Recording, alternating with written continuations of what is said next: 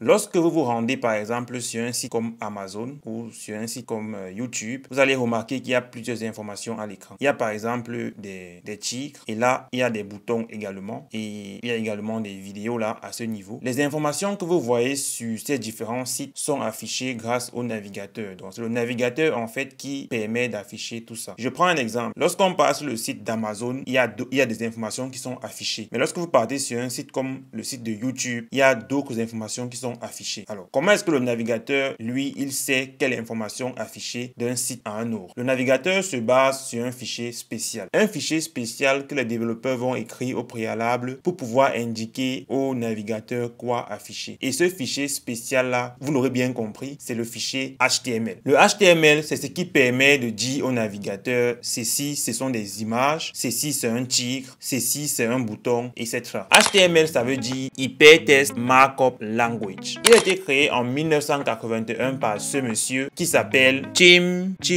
Berners-Lee ou bien Tim Berners-Lee. Bref, je ne sais pas si je prononce bien le nom. À la base, il a été créé pour partager des documents scientifiques.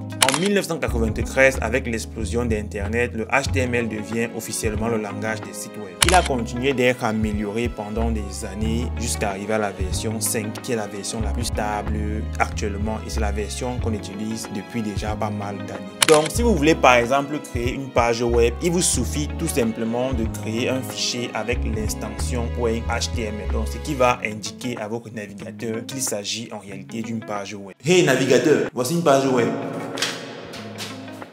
Affiche. Le HTML fonctionne avec un principe simple mais puissant, les balises. Les balises, c'est un peu comme une étiquette qui indique à notre navigateur que voilà, à ce niveau-ci là, créer un bouton. À ce niveau-ci, créer une image. À ce niveau-ci, créer du texte. Donc, à partir des balises, on peut créer tout élément en fait, n'importe quel élément que tu as envie de créer sur ta page web, tu vas les créer à partir des balises. Je vais prendre un exemple pour que vous compreniez encore mieux. Disons qu'on veut créer par exemple un bouton sur notre page. On va commencer par une balise ouvrante bouton. Ensuite, on va mettre un test. Donc, en gros, le contenu ou bien le test qui sera sur notre bouton. Et à la fin, on met une balise fermante en fait pour indiquer là où le bouton commence et là où c'est censé se terminer. Et à partir de là, le navigateur est capable de reconnaître qu'il s'agit d'un bouton et créer le bouton en fait à l'endroit ou bien créer le bouton à l'emplacement où il faut dans votre page. Tout HTML fonctionne sur ce principe. Pour créer des images, des tests, des paragraphes, des liens, vous allez utiliser tout simplement des balises. Pour créer notre premier site web ou notre première page web, on va se rendre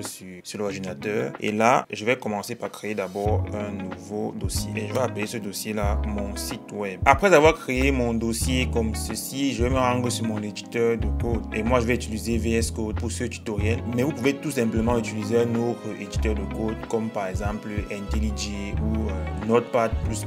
Après avoir ouvert votre éditeur de code, je pars du principe que vous utilisez VS Code comme moi, mais disons que vous n'utilisez pas VS Code comme moi, c'est pas grave les amis. Je pense que la plupart des éditeurs de code ont ce même principe là. Donc tout ici en haut, généralement il y a ce bouton file là, comme ça. Donc vous cliquez sur ça et généralement là vous pouvez par exemple voilà open folder ou bien ouvrir un dossier, quelque chose comme ça, si c'est en français bien sûr. Donc open folder et on clique là-dessus et on va se rendre là où on a créé notre dossier précédemment. Donc je vais cliquer sur mon dossier et je vais donc tout simplement choisir ce dossier là. Donc là comme ça il me demande si je suis d'accord et tout. Bref, oui, je suis d'accord. Et maintenant là à ce niveau, j'ai mon dossier à ce niveau-ci et dans mon dossier à ce niveau, je peux créer un nouveau fichier. Donc là tout ça s'affiche new file. Donc je peux créer un nouveau fichier. Je vais créer le fichier index.html comme ça. Donc là j'ai mon fichier HTML avec l'extension HTML. Vous avez remarqué que l'icône a changé parce qu'il reconnaît automatiquement. Ok, après avoir créé votre fichier index.html comme ceci, vous allez vous rendre sur, pour ceux qui utilisent VS Code bien sûr, vous allez vous rendre sur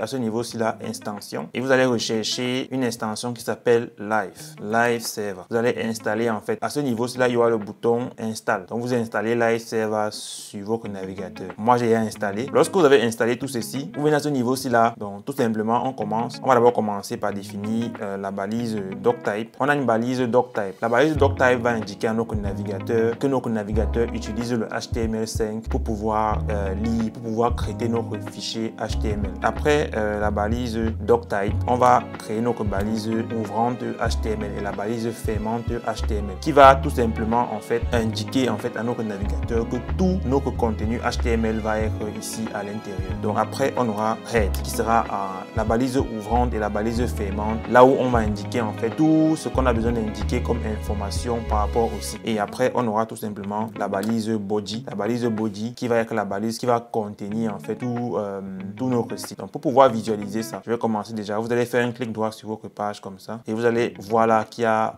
Open with Live Server qui est l'extension qu'on a installée précédemment. Donc on va cliquer comme ça et ça va tout simplement ouvrir en fait. Et voici notre page. Donc à ce niveau-ci là, on a notre site qui est vide pour le moment. Et à ce niveau, et là on a Head, on a tout ceci. Donc dans Head, qu'est-ce qu'on peut indiquer dans Head par exemple? Dans Head, on va pouvoir indiquer le titre de notre page. Donc là par exemple, je vais mettre le titre mon site web. Alors c'est quoi le titre de la page? Vous allez voir, lorsque j'ai mis là mon site web, vous allez voir qu'automatiquement tout ici en haut, le titre en fait de notre page a changé. Donc si j'efface par exemple, vous voyez le titre là, c'est encore index.html avec tout le charabia qui est écrit ici en haut. Donc si je mets là peut-être mon site web comme ça, vous voyez là le titre a changé, c'est devenu mon site web. C'est comme ça qu'on va indiquer en fait le titre qui va être affiché ici. Donc on continue. La balise body, c'est la balise en fait où on va mettre tout le contenu de notre page web. Dans head, on va mettre toutes les informations par rapport à notre site, n'importe quoi, que ce soit le titre. Il y a beaucoup d'autres informations qui ne sont pas le contenu directement de notre page. Par exemple, plus tard, lorsqu'on va vouloir par exemple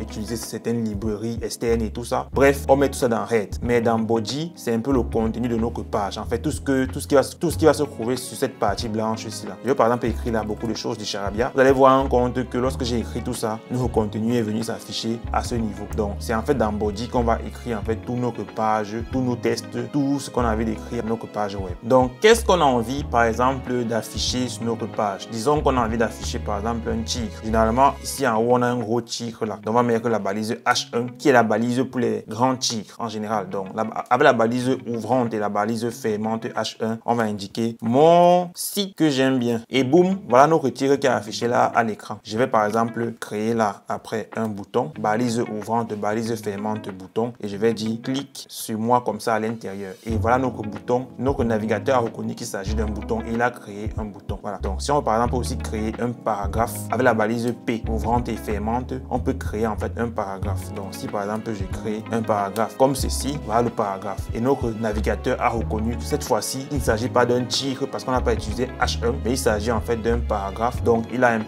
rendu la police, l'écriture un peu, voilà, on va dire la taille d'écriture est plus petite que celle du titre normalement parce qu'il reconnaît en fait qu'avec la balise P, il s'agit d'un paragraphe, donc j'adapte. Avec la balise H1, il s'agit en fait d'un titre, donc j'adapte. Alors, ce qu'il faut savoir qui est aussi très intéressant, c'est que les balises généralement vont fonctionner également avec ce qu'on appelle des attributs. Je prends un exemple pour mieux expliquer ça parce que voilà, vous allez mieux comprendre avec l'exemple. Disons par exemple que j'ai envie au-dessus de mon paragraphe de mettre un lien qui va rediriger vers une autre page. Donc, pour pouvoir créer des liens en HTML, on va utiliser la balise A. La balise A me permet de créer un lien. Lorsque j'ai la balise A, je peux créer par exemple là comme ça un lien. Donc, je peux par exemple indiquer ici là le lien vers la page complète comme ça. Comment est-ce que j'indique en fait au navigateur vers quelle page il doit me rediriger? Pour cela, je vais utiliser l'attribut href. L'attribut href, en réalité, c'est l'attribut qu'on va passer à notre balise A pour indiquer en fait la page vers laquelle il va rediriger. Bon, disons que j'ai envie de rediriger les gens qui cliquent sur ce lien là vers YouTube. Donc, je vais tout simplement indiquer à ce niveau là, bon, dans mon attribut href, je vais indiquer https://w.youtube.com. Et là maintenant, après avoir fait ceci, lorsqu'on clique sur le lien vers YouTube comme ça va rediriger automatiquement vers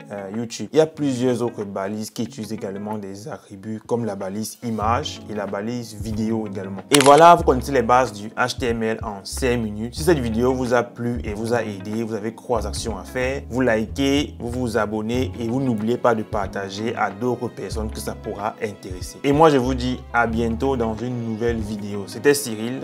Ciao!